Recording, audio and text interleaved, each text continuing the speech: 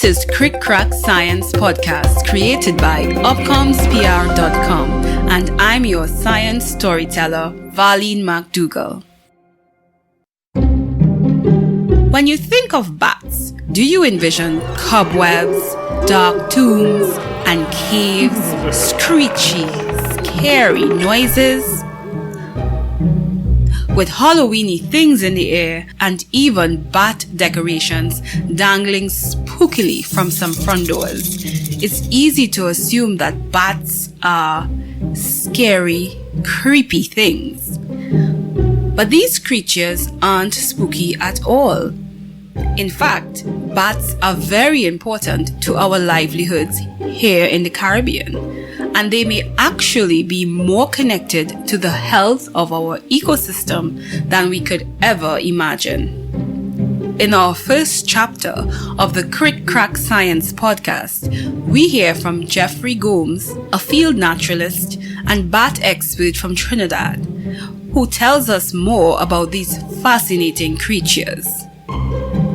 Gomes is also the co-founder and leader at trinibats.com and is the lead author of Bats of Trinidad and Tobago, a field guide and natural history.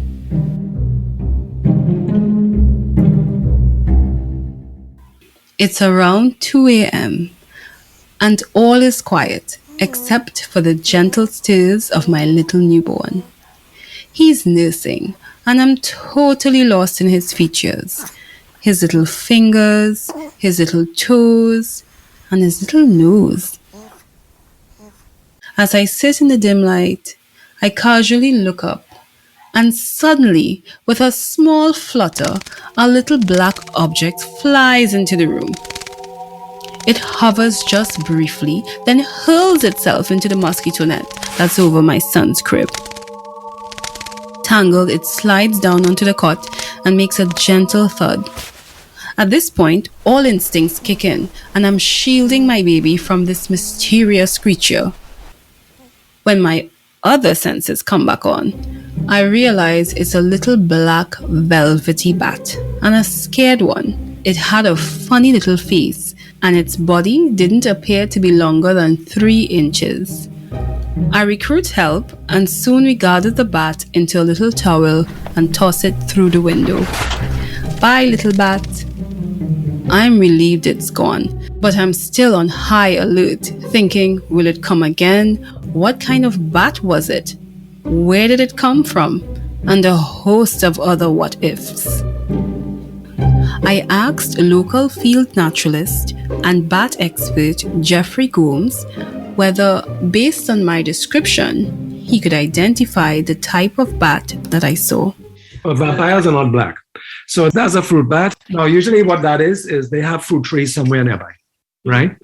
And the bat is feeding nearby or looking around for where it can find food, right? Okay. Now, I don't know if you ever leave a banana in your counter in the daytime. Yeah. And a bird find it. You know what happens afterwards? The birds not only come and eat it all, they come and start demanding banana from you. Tanagers and blue jean, they come and say, where the banana, right? Yes. Well, if you leave a fruit out in the night and a bat, because they will find it and they will smell it, right? If they can come in, and then if they found fruit there before, they'll pass back. So sometimes it's just it's a mistake. Yeah. They're very curious, so they come in and then they get confused because now they're in a room.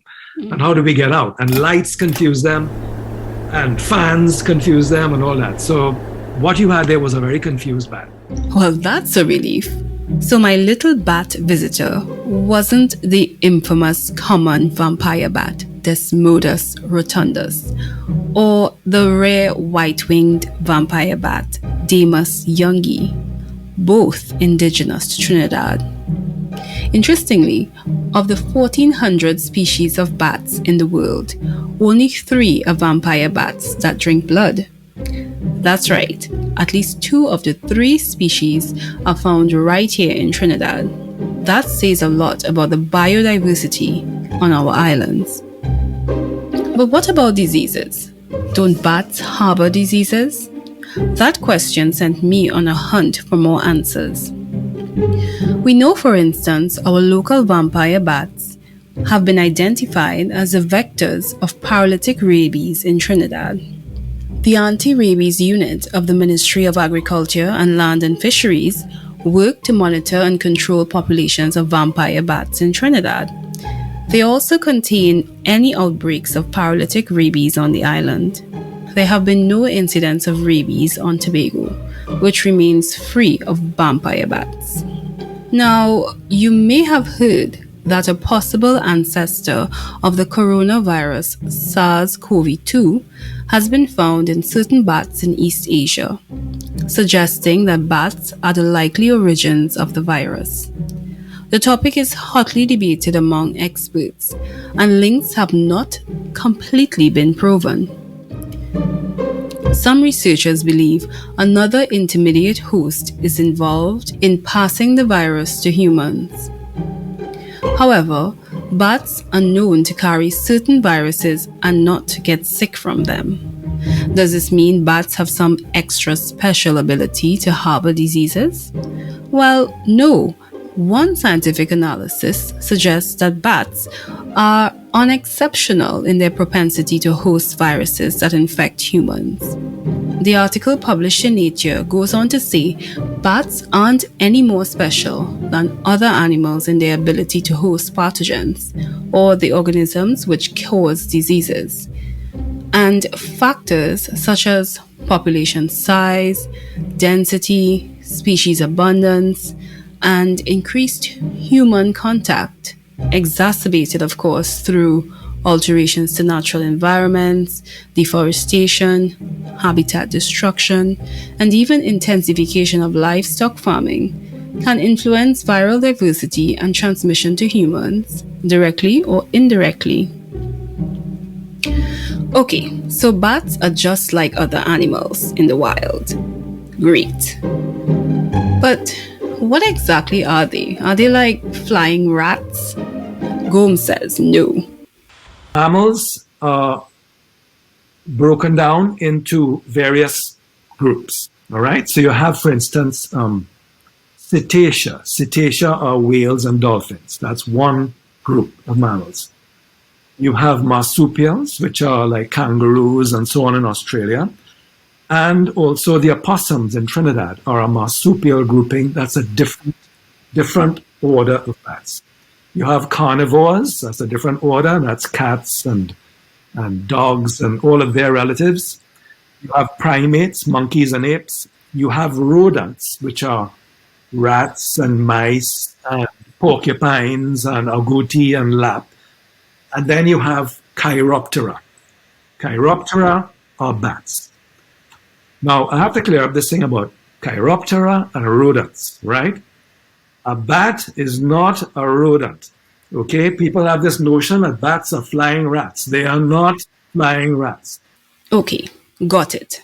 While I chat with Gomes, I find out a whole lot more about bats, like just how many bats there are locally. Apparently, bats are passing by us all the time. We are mere guests on what may have always been Bat Island. Before people ever arrived in Trinidad, Trinidad was filled with bats, right? When people are no longer in Trinidad, there are going to be bats. When I was a little boy, my mother would take me and my younger brother to Carnival in the savannah, right? So we go there and we were in the stands, and the first band to come across the stage were bats.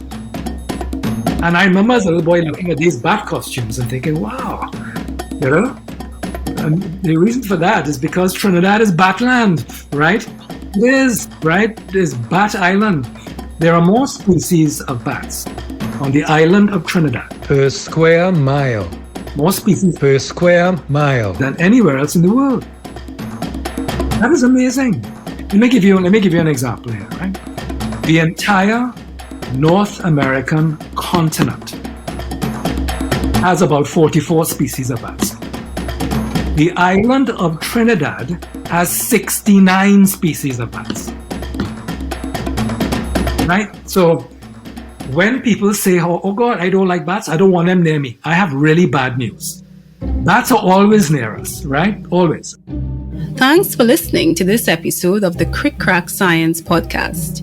In upcoming video episodes, we talk more with Geoffrey Gomes, who goes into fascinating detail about bat fauna in Trinidad and just how ecologically essential bats are. So stay tuned.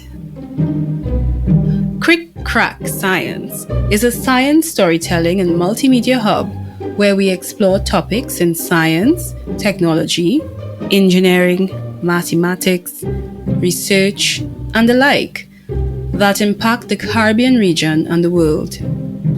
Want to learn how Crick Crack Science can help you tell your science story? You can contact us via email at upcomspr@gmail.com or get in touch on social media at upcomspr.